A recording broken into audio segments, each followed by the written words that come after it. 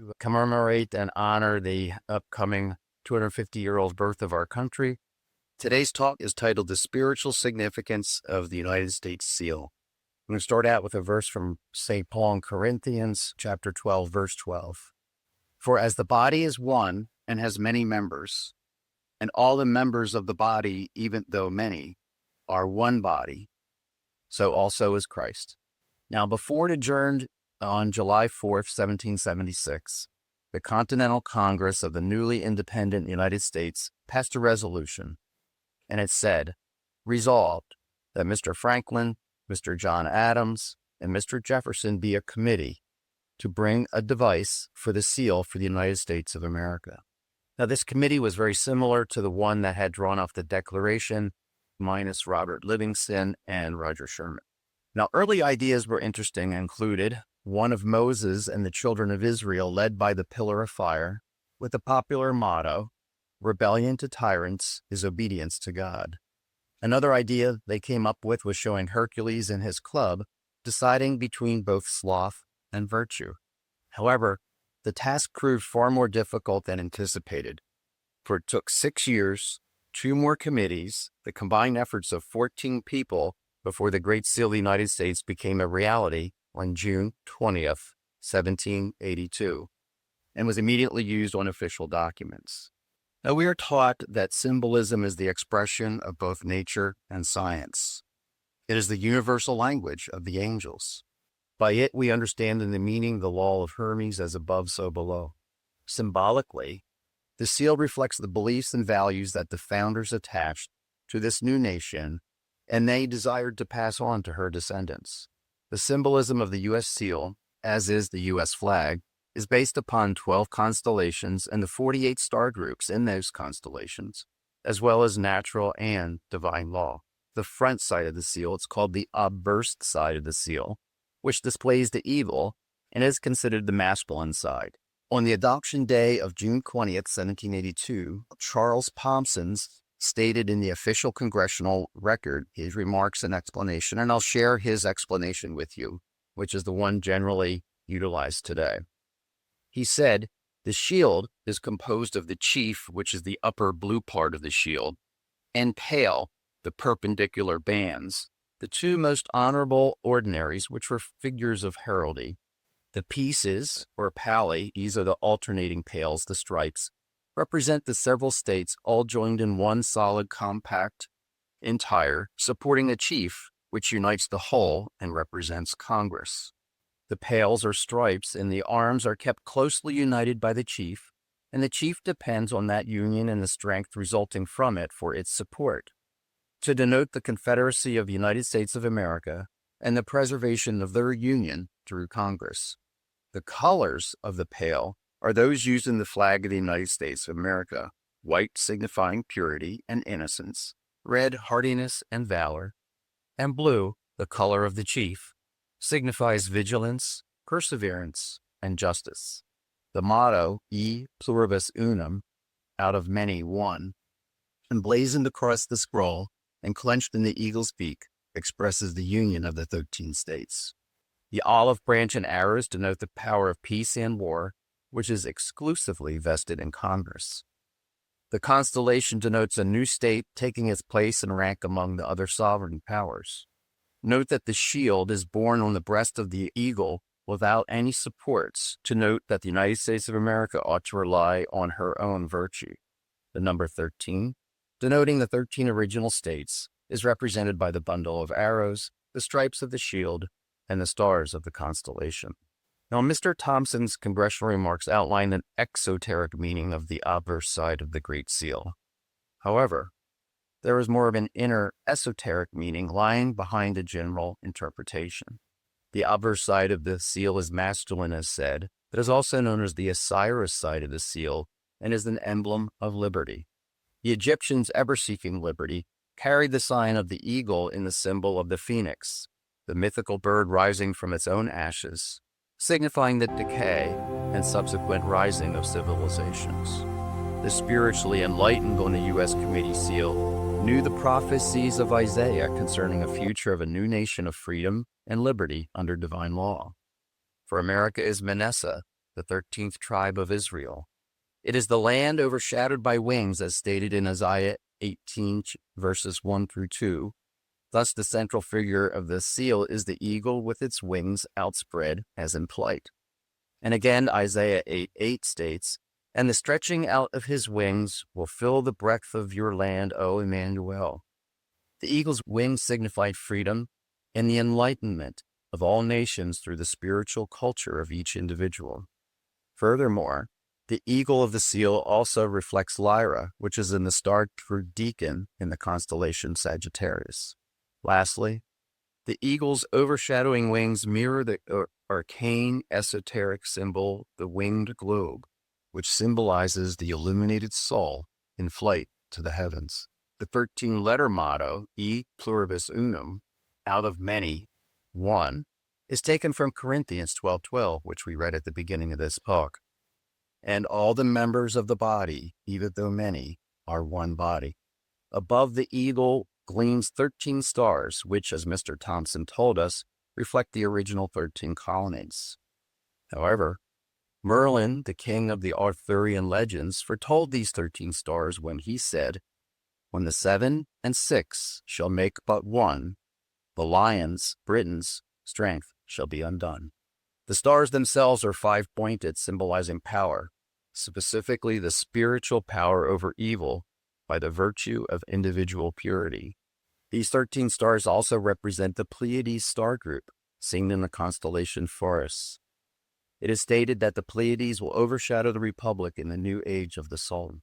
We also see in the 6-pointed star or double golden triangle formed within the 13 stars pattern, the seal of Solomon. If you look closely, you can see the seal embedded in the 13 stars. This 6-pointed seal of Solomon is said to have been embroidered upon the curtain which hung before the Holy of Holies in the Temple of Jerusalem. It represents the wisdom which is to guide the nations of the earth into the golden age of the soul. Exploring this divine symbol further, we see that within are hidden the law of involution and evolution, the descent of spirit into matter, and the reascension from matter to spirit. The 6 points are seen in the star, but the 7th point in the center of the symbol cannot be seen by the natural eye. This invisible 7th point represents our soul, marching forward in its divine mission of spiritual attainment and unity with God. This invisible 7th center in the 6-pointed star is the Rose Cross. We also see a wreath surrounding these stars. Now, in the original drawings, this wreath surrounding the stars were white roses, symbolic of spiritual unfoldment. However, in subsequent drawings, the roses took more on the form of white clouds, which is what we see in the current seal. Remember, it took 6 years to do this, and drawing after drawing, the roses turned into clouds. But, as time will prove, the white rose with its spiritual meaning is uniquely the emblem of America. 48 roses, the rose for each state and a state for each 48 star groups, at least at the time, that existed in the 12 constellations. The white rose also symbolizes the rose of the Southern Cross. Far in the south, below the equator, invisible from our northern latitude, resides the Southern Cross in the heavens. This constellation is said to have appeared plainly above Jerusalem at the time of the crucifixion. It is the sign of the Son of God and of purity and sacrifice. Now we see that 13 is a recurrent symbolism throughout the seal. The shield is composed of 13 red and white stripes. Esoterically, the red represents the physical, transmuted into the spiritual white, for as Isaiah 15:5 told us, by his stripes are you healed. In the eagle's tail there are 13 feathers. In one talon are 13 arrows, in the other an olive branch with 13 leaves. The olive branch signifies the blessings of peace, while the arrows warn us of the curse of war and that it must be reserved only in defense of the principles of the Republic in need. Like the number 7, 13 is a spiritual number, signifying completion, specifically spiritual completion. For we have 12 disciples, completed by the Nazarene, the 13th. 13 corresponds to the story of the soul, as it is told by the 12 constellations, leading to soul illumination. 13 indicates the end of the old and the beginning of a new cycle. Now let's go to the other side of the seal. This is called the converse side, the female side, the spiritual side. It contains a 13-step pyramid with the year 1776 in Roman numerals at the base. Now I'll go back to Charles Thomson and what he explained to Congress in 1782. And he said the pyramid signifies strength and duration. The eye over it, the motto allude to the many signal interpositions of Providence in favor of the American cause. And the date underneath that is the Declaration of Independence, and the words under it signify the beginning of the new American era, which commences from that date. So let's start with the all-seeing eye. At the summit of the pyramid is the all-seeing eye, or the Eye of Providence, in a triangle surrounded by a glory, the glory of the rays of light. It is this supreme celestial power. It is God. And although it overshadows America, it will not become part of the pyramid, the true heart and soul of the people, until the final battle is won. The final battle is the prophecy of the new age of spiritual enlightenment, transcending the age of the mind. It is the age of Meneses. The all-seeing eye not only symbolizes God and the divine law, but also the soul spark within us, yearning to break free from the debris of our mortal self. The triangle is the ancient symbol of the soul, specifically the illuminated soul. Above the all-seeing eye, we have the Latin phrase Annuit Coeptis, and it is commonly translated as God has favored our undertakings. Other interpretations include prosper us in our daring and prosper us in our undertaking. Now, it is really more of a prayer than a statement, and it was taken from both the Annuit and from Virgil, who in his fourth eclogue foretold the advent of humanity, which should bring to a close the ages of iron and usher in a golden age of peace and justice. We also see the phrase Novus, Ordo, Seclorum, a new order of the ages or centuries. It is evident that the founders knew the prophesied purpose of America as established by God in the celestial hierarchies. It refers to that ancient Osirian fraternity carried from Atlantis to Egypt by the colony which fled for safety. Osiris means God or the star. America, with the assistance of other countries of North and South America, are tasked to lead the world into a new order of the ages. The designers knew what America was if its citizens learned to understand and obey divine law. Now, this phrase indicates that a new system of ethics will arise, which is to be in keeping with the demands of the age, having neither dogma nor doctrine, instead applying directly to the individual as a temple of the immortal soul. Our directive has a high bar, as America cannot give such a system to the world until she has become a living example of what she preaches, and until she has mastered all the problems confronting her. This will require a thorough understanding in the people of both individual and national responsibility. Now we get to the pyramid. The pyramid design foreshadows the activity of the new age, a universal symbol that the time is now for all people. The obverse side, the front side of the seal, represents the United States as it was at its founding, and as it would continue to be for some years to come. However, it did not indicate what America was destined to be. The converse side, the feminine side, declares America's destiny. We again see the 13 symbology and a number of stacks or levels on the pyramid. And note that the capstone is not yet in place, but is ready to be lowered. The capstone typifies the everlasting Trinity, the comprehension of divine law, whereby we may become four square, the four sides of the pyramid, equally developed in body, mind, spirit, and soul, and having attained conscious immortality.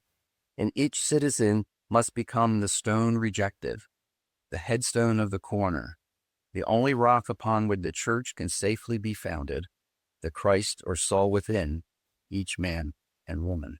No one is fit to inhabit this new heaven and earth until the capstone of righteousness, the crown of immortality, the clear vision of the all-seeing eye will be manifested by righteous self-attainment. And this is not only reserved for the few, but for the citizens as a whole, the new order of the ages. The pyramid is the oldest form of temple worship and represents the completion of the great cycle and the restoration of ancient religion of nature and science united.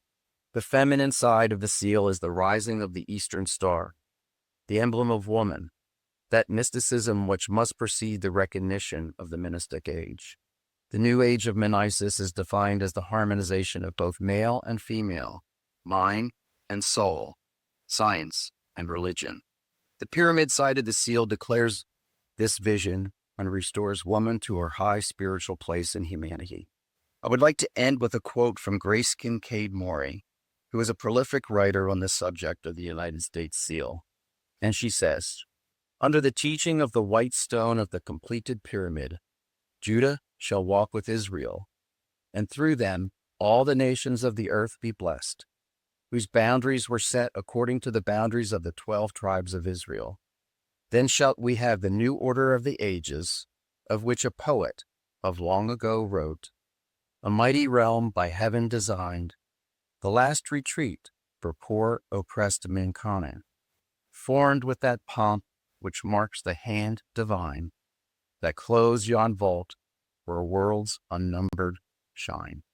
Thank you.